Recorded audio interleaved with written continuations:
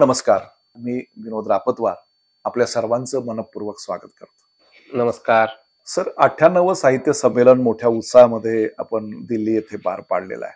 आपल्या सगळ्यांना कल्पना आहे की मराठी भाषेला राजभाषाचा दर्जा जो आहे तो आत्ता काही महिन्यांपूर्वी भेटला, जी की अनेक वर्षांपासूनची मागणी होती. मराठी साहित्याची रुजवात, परंपरा, त्याच्यातली संस्कृती, याचबरोबर इतिहास, अगदी आद्यकवी मुकुंदराज महाराजांपासून, मुकुंदराज स्वामी महाराजांपासून ते दासोपंतांची पासोडी असेल, ज्ञानेश्वरी असेल, मेघदूत रामटेकचे आपले कालिदास यांच्यापासून खूप वेगवेगळ्या श्रेष्ठींनी, कवींनी, साहित्यिकांनी या भाषेला वेळोवेळी प्रत्येक कालगणिक समृद्ध करत एक वेगळ्या टप्प्यावर आणून मराठी भाषेला ठेवलेला आहे. मराठी भाषिक म्हणून, वाचक म्हणून एक मोठा संस्कार सुद्धा साहित्याच्या माध्यमातून समाजावर झालेला आहे, जनमानसांवर झालेला आहे. या साहित्य संमेलनाच्या पार्श्वभूमीवर साहित्यिक म्हणून समाजाकडं, युवकांकडं, नव्या पिढीकडं आणि भाषेचे आपण एक लिहिते प्रतिनिधी आहोत, या जबाबदारीमधून तुम्ही कुठल्या नजरेतून साहित्यिक म्हणून स्वतःला पाहत आहात, या साहित्य संमेलनाकडे कुठल्या पद्धतीने पाहत आहात, जे की अजून 2 वर्षानंतर 100वे मराठी साहित्य संमेलनाचा एक मोठा पल्ला जो आहे तो आपण पार पडणार आहोत. तर ही सगळी भूमिका कशी आहे? एक साहित्यिक तटस्थ नजरेने जर एका साहित्यिकाने ह्या सगळ्या गोष्टीकडे बघायचं ठरवलं तर कुठल्या पद्धतीने याकडे बघता येईल, किंवा ह्या आजच्या वळणाला जेव्हा आपण आता 2 वर्षानंतर 100वे मराठी साहित्य संमेलन आपण साजरं करणार आहोत, तेव्हा नव्या पिढीने तरी कसं बघायला पाहिजे, ह्याच्यातला सकारात्मक भाव जो आहे, मुख्य संदेश जो आहे तो कुठल्या पद्धतीने आहे, मुक्त एक विवेचन तुमच्याकडनं या बाबीवर आपल्याकडनं अपेक्षित आहे. आपल्या मराठी साहित्याचंच नव्हे तर संपूर्ण भारतीय साहित्यामध्ये जी एक वेगळी अशी आणि पृथगात्म अशी जी परंपरा आहे, जी आपल्या मराठी भाषेला लाभलेली आहे, ती म्हणजे अखिल भारतीय मराठी साहित्य संमेलनांची परंपरा. आणि हे जे वेगळेपण आहे ते गेली 100 वर्ष आणि मराठी भाषेने जपलेलं आहे. त्यामुळे यावेळेचं जे 98वे अखिल भारतीय मराठी साहित्य संमेलन दिल्लीमध्ये आहे, यापूर्वी मला असं वाटतं की 1954 मध्ये दिल्लीमध्ये साहित्य संमेलन झालं होतं, ज्याचे अध्यक्ष होते तर्कतीर्थ लक्ष्मीशास्त्री जोशी. आणि त्यानंतर जवळपास एक 75 वर्षानंतरच्या कालखंडाने भारताच्या राजधानीमध्ये म्हणजे महाराष्ट्र मला राजा बढींचं ते आठवत आहे की दिल्लीचेही तख्त राखतो महाराष्ट्र माझा. म्हणजे या ओळी एक प्रकारे सार्थ ठरवणारं हे जे 98वे साहित्य संमेलन दिल्लीमध्ये होत आहे, ती एक मराठी भाषा, साहित्य आणि संस्कृतीसाठी एक अपूर्व अशा प्रकारची आणि गोष्ट आहे असं मला वाटतं. खरं तर मी असं मानतो की साहित्य संमेलन हा एक प्रकारचा, ज्याप्रमाणे एक दरवर्षी पंढरपूरची वारी असते वारकऱ्यांसाठी, तसा हा एक साहित्य भाषा संस्कृतीचा एक महोत्सव आहे, महाउत्सव आहे. आणि ज्याच्यामध्ये सर्व प्रवाहातले, सर्व आकृतिबंधातले आणि वेगवेगळ्या ठिकाणी लेखन करणारे, अगदी सर्वसामान्य वाचकांपासून ते ज्येष्ठतम साहित्यिकांपर्यंतचे लोक, आणि ही जी शब्दनिष्ठांची मांदियाळी आहे, जसं ज्ञानदेव पसायदानामध्ये ईश्वरनिष्ठांची मांदियाळी अनवरत भूमंडळी भेटवते या भूता म्हणतात, तर ही शब्दनिष्ठांची मांदियाळी जी दरवर्षी एकत्र येते आणि वाङ्मयाचं आणि विचारांचं जिथे आदान प्रदान होतं, तर ही जी आपली परंपरा आहे, या परंपरेने आपल्या भाषा, साहित्य आणि संस्कृतीचं संवर्धन होण्यासाठी एक फार मोठी मदत होते असं मला वाटतं. आणि म्हणून हा दरवर्षी होणारा जो सोहळा आहे, हा उत्सव आहे, तो आपल्या मराठी भाषा, साहित्य, संस्कृतीचा उत्सव आहे.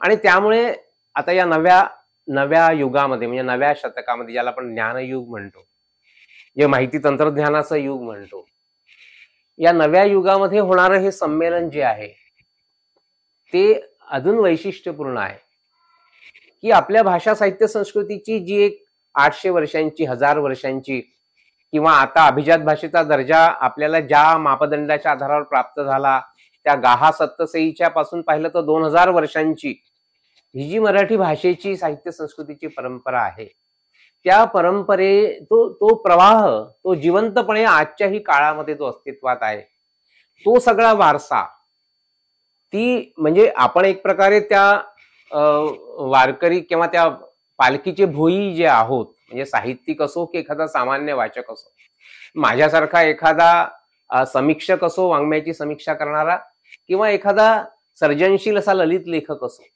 या सगळ्यांनी ही मराठी भाषेची पालखी जी वाहत इथपर्यंत आणलेली आहे, तो सगळा वारसा, ती सगळी विरासत आपण नव्या शतकामध्ये, नव्या काळामध्ये, नव्या पिढीपर्यंत पोहोचवणार आहोत.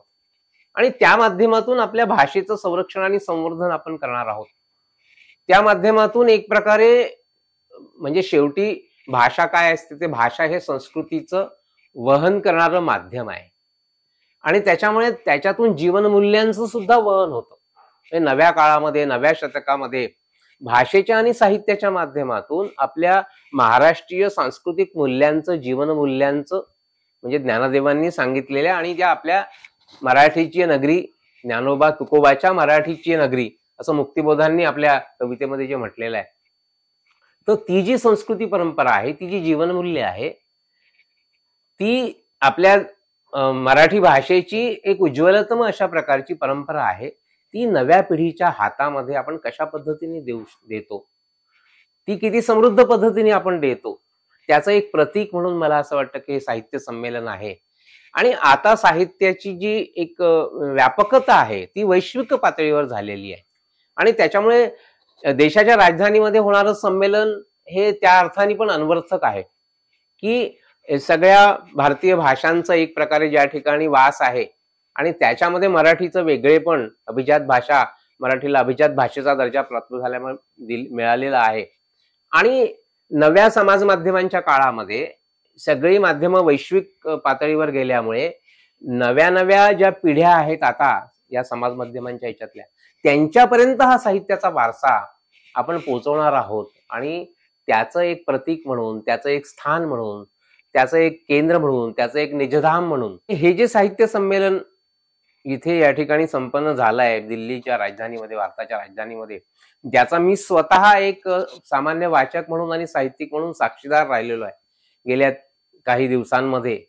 तर त्या संमेलनाने हे जे आपलं एक भावविश्व आहे किंवा आपली जी संस्कृती आहे किंवा आपलं साहित्य विश्व आहे, तर नव्या पिढीपर्यंत पोहोचवण्याचं हे माध्यम या संमेलनाच्या माध्यमातून हे संमेलन बनलेलं आहे.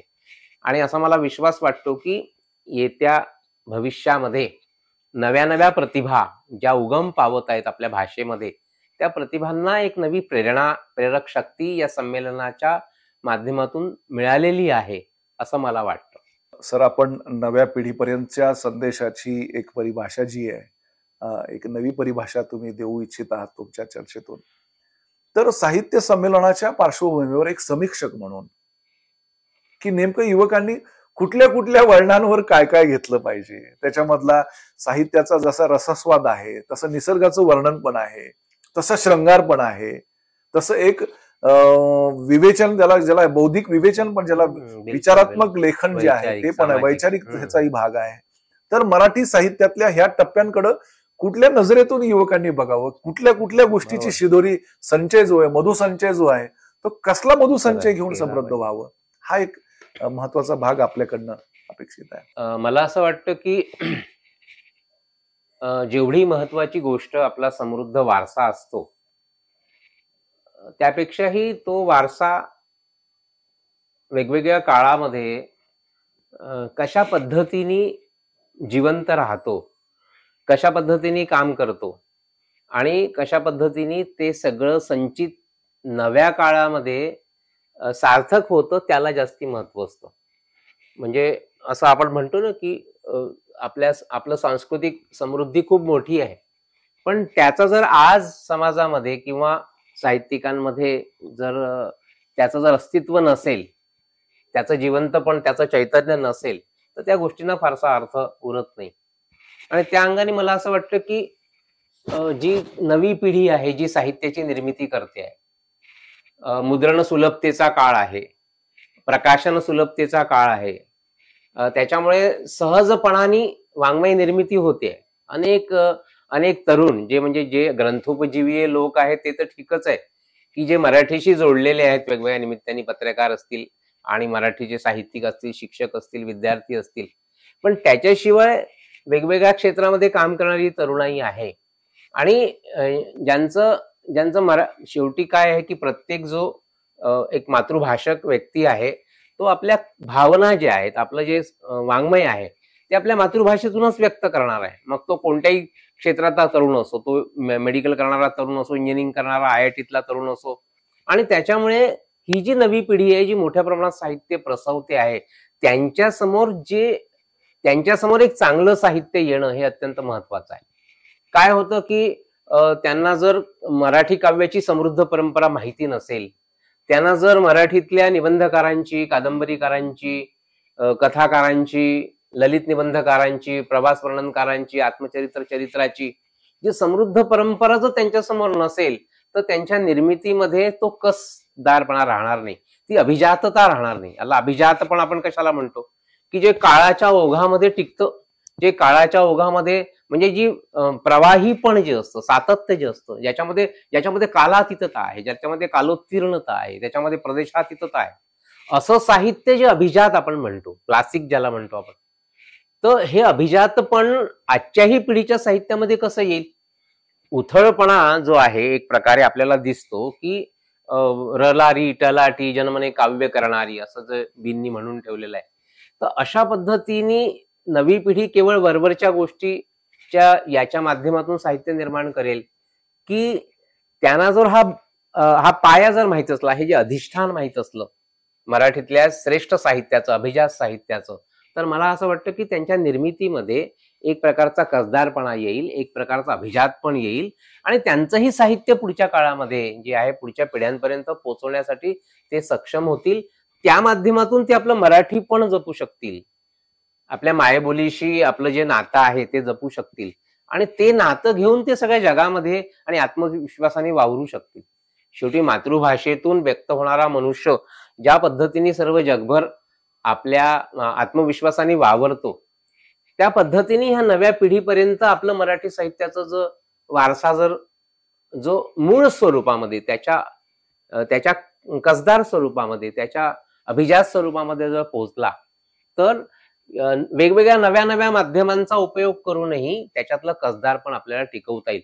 नाही तर काय होतं की एका कवितेमध्ये अनिलांनी म्हटलंय की उथळ उथळ पलवलात संगळून जळ बसते, क्षणजीवी वर्तुळात हललेसे भासविते. म्हणजे उथळपण जे असतं ते उथळपण जाऊन त्या जागेवर एक कसदार अशा प्रकारची वाङ्मय निर्मिती करण्याची प्रेरणा, म्हणजे आपल्याला आजही दिसतं की अनेक तरुण लोक म्हणजे चांगल्या जसं तुकारामांच्या आवलीवरचा चित्रपट निर्माण करणारा जो तरुण लेखक आहे, किंवा अनेक लेखक आहेत, किंवा अभिराम भडकमकरांसारखा लेखक आहे की त्यांची इंशाअल्लाह कादंबरी आहे, किंवा अनेक तरुण अलीकडच्या काळातले लेखकही आपले ज्यांना अलीकडे साहित्य अकादमी पुरस्कार प्राप्त झाला, कृष्णात खोत नावाचे लेखक आहेत.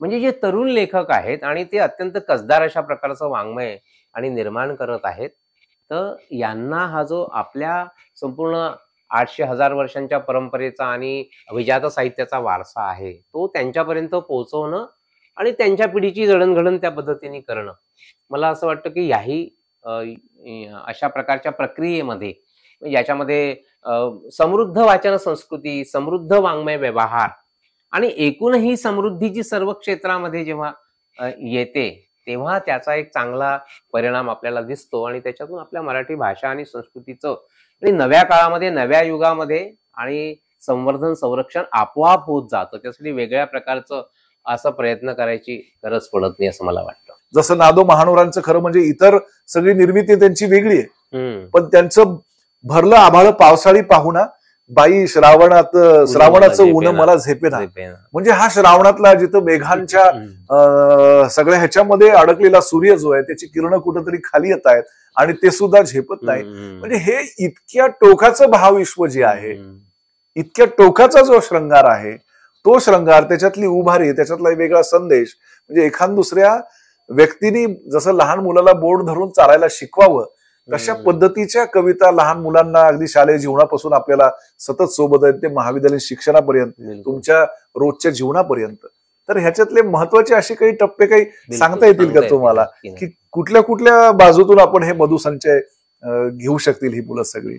तुम्ही म्हणता ते खरंच महत्वाचं आहे. कारण की काय आहे की कोणताही श्रेष्ठ साहित्यिकासाठी मानवी जीवनाचं कुठलंही अंग अस्पर्श नसतं. उलट तो काय करतो की त्याच्यातला जो परस्परानुबंध आहे, त्या वेगवेगळ्या जीवनाच्या वेगवेगळ्या धाग्यांचा किंवा त्याचा ताणावाणा विणतो आणि एक वस्त्र, महावस्त्र तो आपल्याला वाङ्मयाच्या रूपाने आपल्या म्हणजे रसिकांवर पांघरतो, आपल्या रसिकतेचं, असं आपल्याला म्हणता येऊ शकतं. तर आणि ही जी सर्वसमावेशकता आहे आपल्याला, ज्याला इन्क्लुझिव्हनेस आपण म्हणू साहित्यातला, तो नव्या पिढीने समजून घेतला पाहिजे. अगदी समाजातले जे वेगवेगळे प्रश्न असतील त्या प्रश्नांच्या आधारावर, म्हणजे जसं कुसुमाग्रज आपल्या कवितेमध्ये म्हटलं की माझ्या गीताचे ध्रुवपद एकच आहे, माणसाच्या माथ्यावर दारिद्र्यासारखा दुसरा शाप नाही, एका बाजूला. आणि दुसऱ्या बाजूला प्रेमाचं आणि उदात्त अशा प्रकारच्या प्रेमाचं चित्रण ते पृथ्वीच्या प्रेमगीतामध्ये करतात.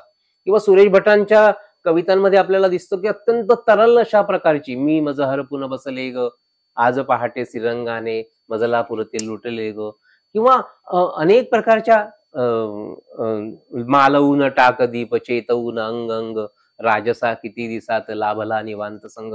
म्हणजे एका बाजूला इतकी तरल अशा प्रकारच्या अनुभूतीची प्रेमाची गाणी ते गात आहेत, आणि दुसऱ्या बाजूला आपल्याला दिसतं की अनेक प्रकारच्या, म्हणजे मराठी भाषेचं जे अभिमान गीत आहे त्यांचं, लाभले अमास भाग्य बोलतो मराठी, जाहलो खरेच धन्य ऐकतो मराठी, धर्मपंथ जात एक जाणतो मराठी, एवढ्या जगात माय मानतो मराठी. म्हणजे हे जे आपल्या अंगावर काटा येतो, म्हणजे मराठी भाषेचा अभिमान जो आतून आहे, राजा भडेंच्या जसं कवितेमध्ये तसं सुरेश भटांच्या कवितेमध्ये आहे, हे दिसतं आपल्याला. उषक्कालचं उदाहरण तुम्ही दिलं, किंवा त्या पैल तीरावर मिळेल मजला थारा, सुहृदांची प्रेमळ सोबत आणि उबारा, इकडच्या तटावर झाले ध्वस्त निवारे, जळतात पावलांखाली क्रुद्ध निखारे. असं वर्णन करणारी त्यांची जी आध्यात्मिक कविता आहे, म्हणजे बघा, म्हणजे सुरेश भटांसारखा सामाजिक जाणीवेचा कवी, एका बाजूला शृंगारिक अशा प्रकारची अत्यंत सुमधूर तरल अशी प्रेमाची भावगीतं लिहिणारा कवी, आणि एका बाजूला आध्यात्मिक पातळीवर सुद्धा आणि आपल्या भावनांची, आपल्या अमूर्त अशा प्रकारच्या मनस्थितीची अभिव्यक्ती करणारा अत्यंत प्रभावीपणे, म्हणजे शब्द प्रभुत्व काय असतं ते आपल्याला श्रेष्ठ साहित्यिकांमध्ये दिसतं. आणि शब्द प्रभुत्व म्हणजे जीवन प्रभुत्व एक प्रकारे, म्हणजे त्यांनी जो जीवनाचे अनुभवे आले अंगा ते या जगात देत असे, ज्ञानदेव तुकाराम महाराज ज्या अर्थाने म्हणतात. तर ही जी व्यापकता आहे एक प्रकारे, सगळं जीवन कवेत घेणारी, ती नव्या पिढीने लक्षात घेतली पाहिजे असं मला वाटतं. आणि कुठल्या तरी एकाच विषयावर आपलं लक्ष केंद्रित करणं, किंवा कुठेतरी गैरसमज जोपासून आपल्या मनातले, आणि अशा प्रकारे जीवनाचा केवळ राजकीयच विचार करणं, राजकीय अंगाने जीवनाकडे बघणं, केवळ जातीपातींच्या अंगाने जीवनाकडे बघणं, त्या अंगाने जीवनाचा अर्थ लावणं, आणि त्या अंगाने कुठेतरी कोणीतरी काहीतरी सांगतं, आता लोक गमतीने जसं व्हॉट्सअप युनिव्हर्सिटी म्हणतात, व्हॉट्सअपवरच्या आलेल्या मेसेजमध्ये आणि त्याच्यामध्ये गुंतवून घेणं, किंवा त्याच्यानी समाजामध्ये गैरसमज उत्पन्न करणं, भेदाभेद उत्पन्न करणं. मला असं वाटतं की या सगळ्या समस्यांवर जर कोणता चांगला उपाय असेल तर तो निखळ वाङ्मयाची निर्मिती. आणि निखळ वाङ्मय जे आहे, अभिजात वाङ्मय जे आहे, त्या अभिजात वाङ्मयाशी जर आपलं नातं जोडून घेतलं या सगळ्या पिढींनी, मला असं वाटतं की त्याच्यामध्ये ही जी व्यापकता आणि समावेशकता जी आहे, ज्याला आपण मानवता म्हणतो एक प्रकारची, ती सर्व व्यापकता ती या साहित्यिकांमध्ये जी आहे, त्याची सूत्र आणि त्याची मूल्य जर आपण स्वीकारली तर, आणि नव्या पिढीने जर तो समृद्ध वारसा समजून घेतला, आणि आज आहे, तुम्ही मगाशी म्हटलं की ते सगळं आज उपलब्ध आहे, किती नाना प्रकारच्या वेबसाईट, किती नाना प्रकारचे अनेक माध्यम, व्यासपीठ, आणि आज उपलब्ध आहे. सगळ्या मोठमोठ्या लेखकांचे सगळे वेबसाईट आणि विकिपीडियावर आपल्याला प्राप्त आहे, ते सगळं त्यांना मिळतं. आणि म्हणूनच मला विश्वास आहे, म्हणजे तरुणाईंच्या संदर्भात आपल्याला लक्षात येतं, म्हणजे मंगेश नारायणराव काळेंची कविता आपण वाचतो तेव्हा आपल्याला लक्षात येतं की ह्या कवीजवळ आपल्या परंपरेचा समृद्ध वारसा आहे, जो त्या परंपरेमध्ये लिहितोय, ज्याला त्या समृद्ध वारशाची जाणीव आहे, ओळख आहे. मला असं वाटत नाही की तो काहीतरी वेडं-वाकडं लिहेल, तो काहीतरी वेळावाकडा विचार करेल, तो काहीतरी भेदाभेदांचा विचार करेल, तो कधीही समाजाला जोडणाराच विचार करेल. आणि साहित्य, जसं विनोबा म्हणतात की जे जोडतं ते साहित्य, सहितत्व हा त्याचा प्रधान गुणधर्म आहे. किंवा राष्ट्रसंत तुकडोजी महाराज म्हणतात की साहित्य हे जोडणारी गोष्ट आहे. तर हे जे जोडणारं तत्व आहे साहित्यामध्ये, मला असं वाटतं की ते नव्या पिढीने ह्या सगळ्या अभिजात आणि श्रेष्ठ कलावंतांपासून आणि इतक्या समृद्ध वारसा जर आपल्याला लाभलेला आहे, त्या वारशापासून जर स्वीकारलं तर एक सुंदर जे विश्व कायम आहे ते नव्या पिढीला आणि आपण देऊ शकू असं मला वाटतं. माध्यमांनी ही जबाबदारी समाजातला एक तुम्ही समीक्षक म्हणून, एक लेखक म्हणून, तत्वचिंतक म्हणून ही आपल्या सगळ्यांची जबाबदारी आहे. तर ही धोरण वकिली म्हणून आपण नव्या पिढींना आपण कशा पद्धतीने त्यांना साथ घालता येईल, कुठल्या पद्धतीने त्यांना साथ घालावी लागेल आपल्याला? नव्या काळामध्ये आपण विचार करू शकतो की 98वं साहित्य संमेलन आता आहे आणि आपण 100व्या संमेलनाकडे जाणार आहोत. म्हणजे संमेलनांची परंपरा 100 वर्षापर्यंत एखादा समाज रसिकतेने जतन करतो आणि त्याचा उत्सव करतो आणि भव्यतेने आणि सगळ्या समाजाला त्याच्यामध्ये सामील करून घेतो, समाजाच्या सगळ्या वर्गांना सामील करून घेतो. आता हे जे काही आपलं संचित आहे किंवा हे जे आपल्या समाजाचं वेगळेपण आहे, मोठेपण आहे, वेगळेपणच मोठेपण असतं एक प्रकारे, तर ते आपण नव्या पिढींपर्यंत कसं पोहोचवू याचा आपण विचार करायला पाहिजे आतापासून. आणि तुम्ही म्हटलं, तेव्हाच माझ्या मनात असा विचार आला की संमेलन अधिकाधिक समावेशक व्हावं असा प्रयत्न आणि आतापासून केला पाहिजे. आणि 100वं साहित्य संमेलन एक सर्वसमावेशक आणि आदर्श साहित्य संमेलन आणि नव्या पिढ्यांना जोडणारं साहित्य संमेलन आपण जर घडवायचं असेल तर तशा प्रकारचं आपण चिंतन आपण करू शकतो. आणि मला त्यातला महत्वाचा भाग असा वाटतो की आपण म्हणजे बालसाहित्य, कुमार साहित्य, युवकांचं साहित्य आणि विशेषतः युवकांचा संमेलनातला सहभाग याच्यावर लक्ष केंद्रित केलं पाहिजे असं मला वाटतं. आणि तरुणांचा त्याच्यामध्ये खास करून सहभाग राहील. काय आहे की कोणतीही गोष्ट जिवंत राहते समाजामध्ये ती तरुणाईच्या आधारावर राहते, ती रिलिव्हंट राहते, ती प्रासंगिक राहते, ती समाजामध्ये अस्तित्वात राहते. आणि त्याच्यामुळे 100वं साहित्य संमेलन जेव्हा येईल तेव्हा मला असं वाटतं की त्याच्यामध्ये हे अशा प्रकारच्या सर्व गोष्टींचा सहभाग करण्यासाठी एक चांगली योजना आणि त्यांचं अस्तित्व ह्या माय मराठीचं अस्तित्व आहे. प्रेम करणारी माणसं म्हणजेच त्या भाषेचं अस्तित्व आहे नव्या जगामध्ये. आणि म्हणून असं मला वाटतं की सगळ्यांनी मिळून हे 100वं साहित्य संमेलन जे भविष्यामध्ये आपल्या दाराशी येऊन आणि ठोठावते आपल्या मनाला, ते खूप छान समावेशक आणि भव्यदिव्य अशा प्रकारचं. आणि मला असं वाटतं की आपण सगळे म्हणजे जे मराठी भाषेचे सगळे या शब्दनिष्ठांच्या मांदियाळीचे सगळे वारकरी आहोत, ते सगळे वारकरी मिळून अशा प्रकारचं एक सुंदर आणि अभिजात सर्वार्थानी अशा प्रकारचं संमेलन आपण करू शकू असं मला विश्वास वाटतो. साहित्यिक दृष्टिकोन, नव्या लेखकांना मिळणारी संधी आणि विविध विषयांवरील विचारमंथन करणारं हे संमेलन केवळ एक कार्यक्रम न राहता मराठी संस्कृतीचा एक अभिजात सोहळा ठरला आहे.